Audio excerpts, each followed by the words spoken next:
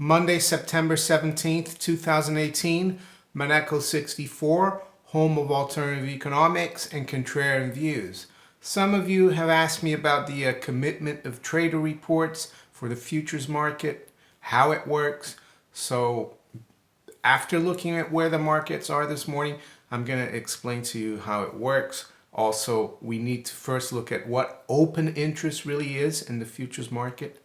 And also, open interest can also show you the sentiment of the market, not just a commitment of traders report, which is called COT report, which you can get data from the cftc.gov website. It's it's published publicly, the data, and how it can help you determine what the markets are doing, what the sentiment of the markets are, not just for gold and silver, but for any commodity that is traded on futures, even financial futures like treasury futures or euro-dollar futures, anything. Of course, I'll just focus on gold and silver for now. So it's fairly early. It's quarter to 8 a.m. London. So we'll look at the markets. Spot gold, 1195.87. So up about $2.50. Range has been fairly narrow, 1192.70 to 1196.73. Yes, sentiment is still fairly subdued, and gold hasn't been able to remain above 1200. It has been trading on both sides of that level. This, by the way, is not the futures. This is the spot price, which I get from one of my from IG.com, which is how can I say, a broker that I have an account with in the UK. Spot silver is up 3 at 1409. Range has been 14 actually. We've been down to 14.00 to 1412. The Dow is down 52 points, 26,100 Dow futures, so down 0.2%. S&P 500 is down 5, just around 2,900. The Nasdaq 100 futures down 0.25%, down 18 at 75.24. Currencies, the pound up slightly, 0.1% at 130.83. Euro is up slightly as well, nominally really, and not going anywhere, 116.30. Excuse me. Dollar is down about 7 pips, which is nothing against the yen, just around 112. The dollar is down 0.1% against the Chinese currency, the yuan, at 687.22. WTI crude 68.84, up 7 cents. Brent 77.85, unchanged.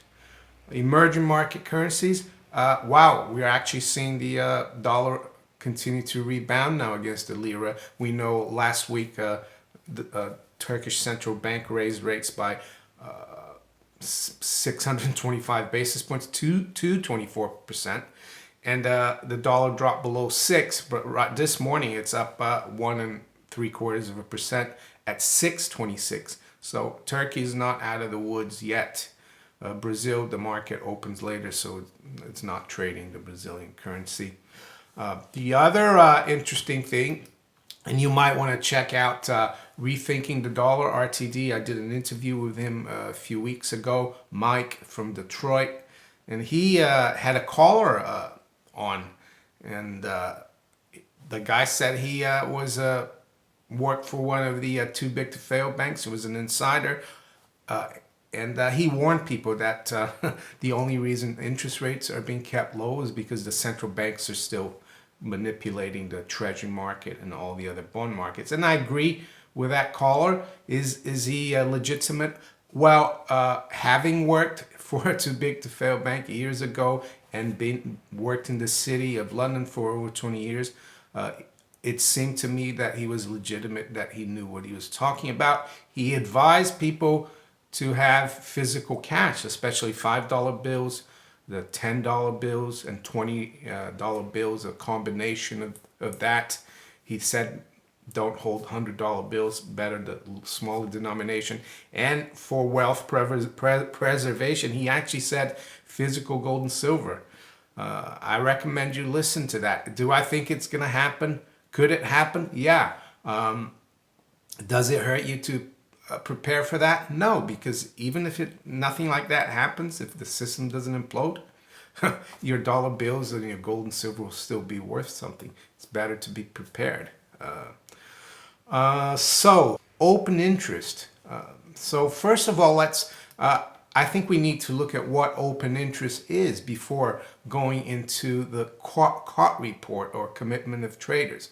So I've gone into Wikipedia, and I can tell you that even when I worked in the futures market, a lot of people who were brokers or worked in futures sometimes got confused with open interest. And so that's why it's important to explain what it is. Open interest, also known as open contracts or open commitments, refers to the total number of outstanding derivative contracts that have not been settled. So, and it says for each buyer of a futures contract, so the buyer is the same thing as a long, right? There must be a seller. So if I buy a future on gold, there will be a seller to me, right? He's going to be the short, I'm going to be the long. And that means there's one open position there. And so for every open position, there's a long and a short. I think a lot of people used to get confused in the futures market, even people who were seasoned veterans. They used to count open. They thought, a lot of times you get confused, you think, oh, the long is one open interest and the short is another one, so that's two. No, that's not right. The long and the short make up one. So that's open interest. So the total open interest is always, there's always the same amount of longs as their shorts. It can't be any other way. A lot of times people say, oh, there's more, there's an old saying, I remember a lot in the markets, market is going up or down, and people say, oh, and a client calls and says, what's going on? You know, why are the futures going up so much? And a lot of people say, well, there's more buyers than sellers. And technically there isn't, because there's always as many buyers as sellers.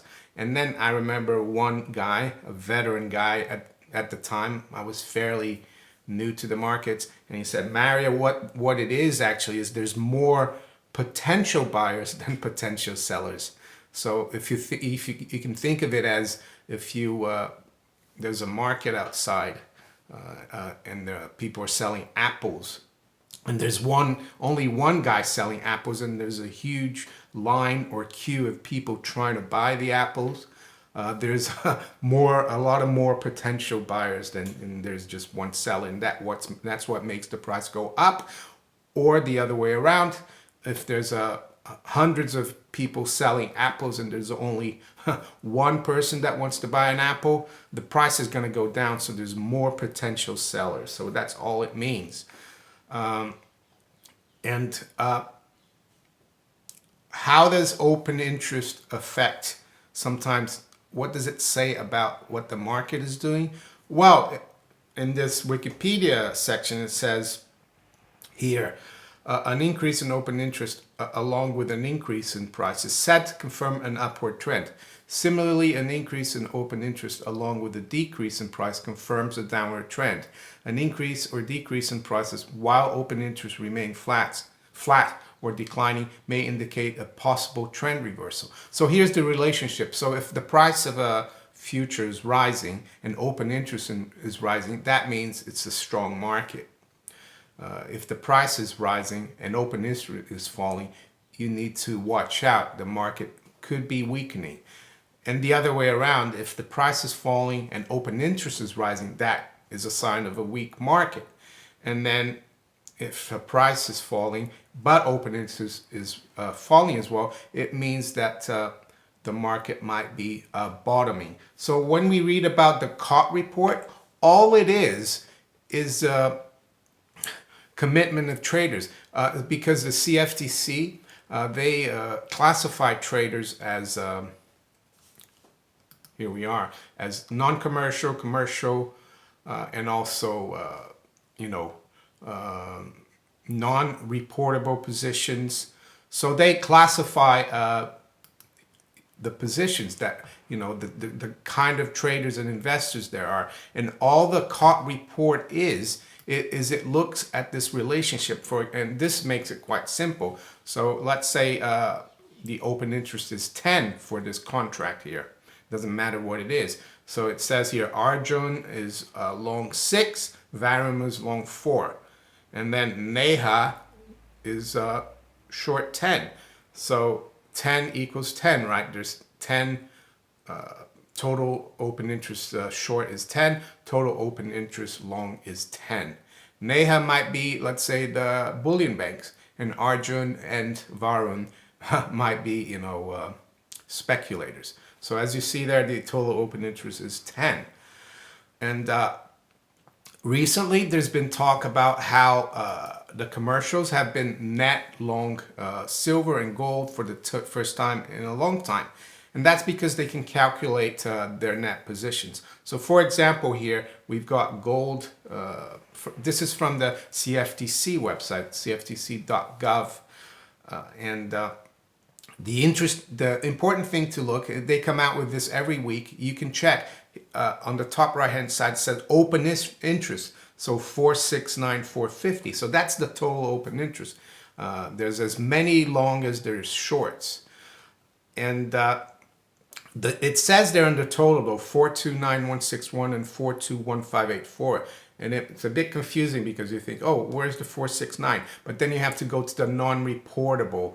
And if you add the 47,000 to the 421, you come to 469. And if you add the 429 to the 40,000, you get 469. So for silver there, you can see commercial, they're long 78,140, and they're short 65,766. So they're net long, the commercials there.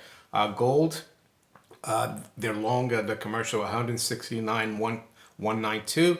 And they're short 169,179. So they're slightly net long. So that's how it works.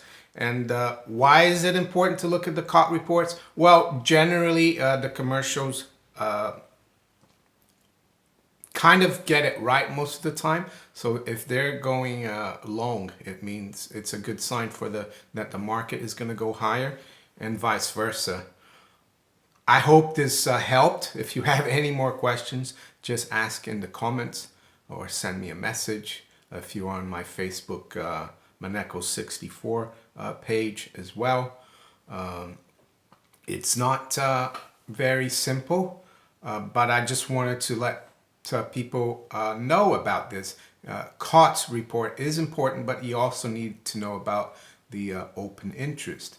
And the other thing to look at, maybe every week, to look at that total open interest. If the market is rising sharply and that number is decreasing, that could be a sign that we're near a top. And if the market is rising and that's rising as well, that's a good sign. That means that the market could continue to go higher. I personally don't look too much at these data. It is the paper market, the futures. But some people do, the people who trade more. But as a holder of physical gold and silver, more as a protection for the long term, yes, it's going to affect the price, but it's not something that is paramount to me, but it's something interesting. So if you enjoyed this video, please like, share it, subscribe to my channel if you haven't yet. You can also follow me on Steemit, DTube, and on Twitter. I'll talk to you later. Take care. Bye.